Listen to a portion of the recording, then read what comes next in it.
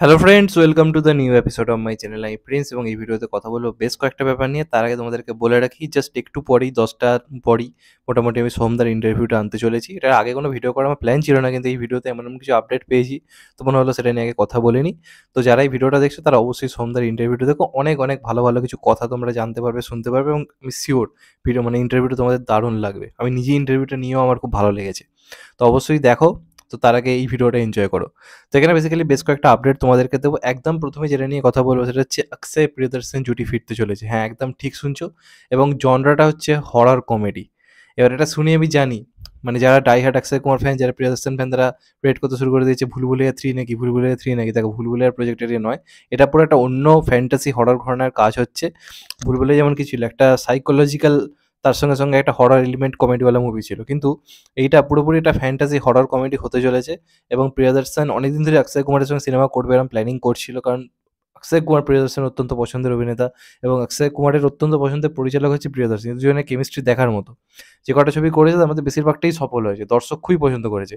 তো এদের কামব্যাক একটা দারুণ স্টোরি দরকার। তো এতদিনে একটা স্টোরি মনে ধরে যে প্রিয়দর্শনের, যেটা মনে হয়েছে যে অক্ষয় ছাড়া আর কেউ করতে পারবে না। অক্ষয়ের যে কমিক টাইমিংটা, তার সঙ্গে সঙ্গে যেটা সিরিয়াস ব্যাপারটা, সেই দুটোর একটা অদ্ভুত মেলবন্ধন এই চরিত্রটার মধ্যে রয়েছে। তো খুব শীঘ্রই এটা শুটিং স্টার্ট হবে, সম্ভবত এই বছরেরই শেষ দিক করে নভেম্বর করে এই সিনেমাটা কিন্তু শুটিং স্টার্ট হবে। এবং যদি এটা হয় তাহলে অক্ষয় কুমারের কেরিয়ারে কিন্তু খুবই ভালো হবে, কারণ অক্ষয় কুমারের এই মুহূর্তের লাইন আপ কিন্তু যথেষ্ট ভালো। তার যে কমেডি কাজগুলো রয়েছে সেগুলো ভালো ভালো রয়েছে, প্লাস অ্যাকশন মুভিও বড় বড় রয়েছে। তারপর যদি এই প্রজেক্টটাও যদি ঘোষিত হয়ে যায় তাহলে আই থিঙ্ক অক্ষয় কুমারের জন্য এটা খুব ভালো খবর। এবং প্রিয়দর্শনেরও একটা জোরদার কামব্যাক দরকার রয়েছে। বলিউডকে তিনি অনেক কিছু উপহার দিয়েছেন। তো আমি চাই এটা হোক এবং প্রচণ্ড এক্সাইটেড হয়ে গেছি খবরটা শুনে। তোমরা কতটা এক্সাইটেড অবশ্যই কিন্তু জানিও। এরপর যেটা নিয়ে কথা বলবো সেটা হচ্ছে ওয়াইআরএফ স্পাই ইউনিভার্সের আপকামিং সিনেমা নিয়ে। ওয়াইআরএফ স্পাই ইউনিভার্সের আপকামিং সিনেমা হচ্ছে ওয়ার 2, টাইগার ভার্সেস পাঠান, এগুলো তো রয়েছে। এবং আমি আপনাদেরকে আগেই বলেছিলাম যে স্পাই ইউনিভার্সের নিয়ে একটা লেডি ইউনিভার্স একটা তৈরি করা হবে, লেডি স্পাই ইন্ট্রোডিউস করা হবে, যেখানে জোয়া রয়েছে, তার সঙ্গে সঙ্গে দীপিকার চরিত্র রয়েছে, তার পাশাপাশি অন্য একটা স্পাইকে আনার প্ল্যান চলছে, একটা লেডি স্পাইকে। তো সেই সিনেমাটা কিন্তু ফাইনালি হতে চলেছে। এটা ডাইরেক্ট করবে শিব রাওয়াল। শিব রাওয়াল হচ্ছে সেই ডাইরেক্টর যিনি দ্য রেলওয়ে ম্যান সিরিজটি করেছে, এটা ওয়াইআরএফ এর হয়ে এসেছিল। তো তারপরে আদিত্য চোপড়ার এর কাজ ভালো লাগে এবং মনে হয় যে এরকম একটা স্ক্রিপ্ট এবার ওকে দেওয়া যেতে পারে। তো এখানে আমরা আলিয়া ভাটকে দেখতে পাবো লেডি স্পাই হিসেবে। এই মুহূর্তে আলিয়া ভাটের লাইন আপ দারুণ। সেখানে যদি সে স্পাই ইউনিভার্সের অংশ হয়, বুঝতেই পারছো সিনেমাটার হাইপ মারাত্মক হবে। তো এটা দেখার ব্যাপার কেমনভাবে জিনিসটাকে এক্সিকিউট করে, কোনো ক্যামিও ট্যামিও থাকে কিনা। যেমন আমরা মার্বেল সিনেমাটিক ইউনিভার্সেও দেখতে পাই, যখন মানে যখন ক্যাপ্টেন মার্বেল টার্বেল এগুলো যখন আসে, যথেষ্ট ভালোভাবে সেগুলোকে বানানো হয়। তো এখানে স্পাই ইউনিভার্স যেভাবে একটা নিজের জায়গা তৈরি করছে, সেখানে আলিয়া ভাটের মধ্যে একটা স্ট্রং অভিনেত্রীকে নেওয়া এরকম একটা অ্যাকশন মুভিতে, আই থিঙ্ক এটা একটা ভালো সিদ্ধান্ত। তো দেখা যাক ফাইনালি কেমন হয়। এবং আরেকজন নায়িকাও থাকছে, সারবারি ওয়াঘা সম্ভবত ওনার নাম। তো সেও এখানে থাকতে হয়েছে। মেন লিড চরিত্রে কিন্তু এখানে আমরা দেখতে পাবো আলিয়া ভাটকে। তো আমি বেশ এক্সাইটেড খবরটা শুনে। তোমরা কতটা এক্সাইটেড জানিও। এরপর আমি সেটা নিয়ে কথা বলবো যেটা হলে ভাই আগুন লাগিয়ে দেবে। সালমান খানের ফ্যান্সরা তো চাইছে এটা হোক, তবে লেডি ফ্যান্সরা একটু চিন্তায় রয়েছে, কারণ পরিচালকের নাম হচ্ছে সন্দীপ রেড্ডি ভাঙ্গা। আমি আগের দিনই আমার এতে এন্টারটেইনিং প্রিন্স যে পেজ রয়েছে ফেসবুকে, সেখানে আমি পোস্ট করেছিলাম। অনেকেই হাহা দিয়েছে এবং হাহা দেওয়ার মতোই ব্যাপার।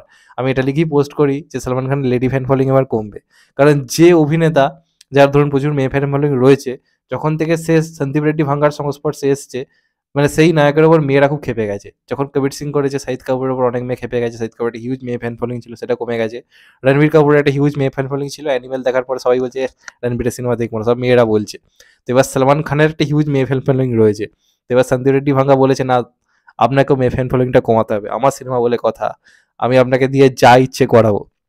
তো যেটা জোকস অ্যাপার্ট, এবার একটা সম্ভবত ডার্ক একটা অ্যাকশন মুভি হতে চলেছে, বিরাট বড় স্কেলে, যেখানে হিউজ অ্যাকশন সিকোয়েন্স থাকবে। সন্দীপ রেড্ডি ভাঙ্গা এমন একটা স্ক্রিপ্ট নিয়ে কিন্তু সালমান খানের সঙ্গে কথা বলেছে, এবং সালমান খানের ওই সিনেমার স্ক্রিপ্ট যথেষ্ট কিন্তু পছন্দ হয়েছে। তো যদি সব কিছু ঠিক থাকে তাহলে আমরা প্রথমবারের জন্য সালমান ইন্টু সন্দীপ রেড্ডি এরকম একটা পিক ব্যাপার পেতে চলেছি। এবং এই যদি হয়, আই থিঙ্ক বিরাট ব্যাপার, কারণ সালমান খান না ডার্ক টাইপের চরিত্র, তাকে বেশ সিরিয়াস টাইপের চরিত্র আমার হেভি লাগে। তার সবথেকে বড় উদাহরণ হচ্ছে তেরে নাম। চরিত্রটা থেকে জাস্ট ভয় লাগছিল। ওরকম চরিত্রে সালমান খানকে অনেকদিন পাওয়া যায়নি। তো যদি সন্দীপ রেড্ডি ভাঙ্গা ওরকম অ্যানিম্যাল মোডে আমাদের সালমান খানকে আনে, আই থিঙ্ক আমি তো ভীষণভাবে খুশি হব। আমি চাই এটা হোক, একদম ফাটিয়ে দিক সালমান খান। সালমান খানের একটা হিউজ কামব্যাক দরকার, কারণ টাইগার 3 মতো সিনেমা বক্স অফিসে সেই বিজনেস করতে পারেনি। এখন সব থেকে বড় উপায় হচ্ছে সন্দীপ রেড্ডির সঙ্গে হাত মেলাও, যা ইচ্ছে করো সিনেমার মধ্যে, তোমার সিনেমা আকাশ ছোঁয়া সাফল্য পাবে। সেটা অ্যানিম্যাল করে দেখিয়েছে, এবং সন্দীপ রেড্ডি ভাঙ্গা জানে হিরোকে কিভাবে ম্যাডনেস দিয়ে আনতে হয়। একটা অদ্ভুত ম্যাডনেস তৈরি করতে পারে। তো সেরকমই স্ক্রিপ্ট এটা হতে চলেছে এবং খুব সম্ভবত স্পিরিট বলে যে সিনেমাটা, যেটা প্রভাসের সঙ্গে, এবং তারপর অ্যানিমাল পার্ক, এই দুটো শুটিং হয়ে গেলেই কিন্তু এই সিনেমাটা শুটিংয়ের কিন্তু প্ল্যানিং করা হয়েছে। তো খুব সম্ভবত 2026 নাগাদ এই সিনেমাটা আসতে পারে। তার আগে সলমান খান টাইগার ইন্টু পাঠান এই ধরনের কাজগুলো কিন্তু করে রাখবে, দা বুল করে রাখবে, তারপরে এটা নিয়ে হাত ধরে। তো এইটা নিয়ে আমি প্রচণ্ড খুশি, প্রচণ্ড পরিমাণে। এটা হলে আমি দারুণ খুশি হব। তো দেখা যাক ফাইনালি হয় কিনা। তোমরা এটা নিয়ে কতটা এক্সাইটেড কমেন্ট করে জানাও। যদি চ্যানেলটা নতুন হয়ে থাকো চ্যানেলটাকে সাবস্ক্রাইব করে দিও অ্যান্ড কেটে দেবে লাইক। ভালো থেকো সবাই, টেক কেয়ার, নমস্কার, আবার দেখা হবে। এখন তো বাই, সবাই ভালো থেকো, সুস্থ থেকো, নমস্কার, টেক কেয়ার, আবার দেখা হবে।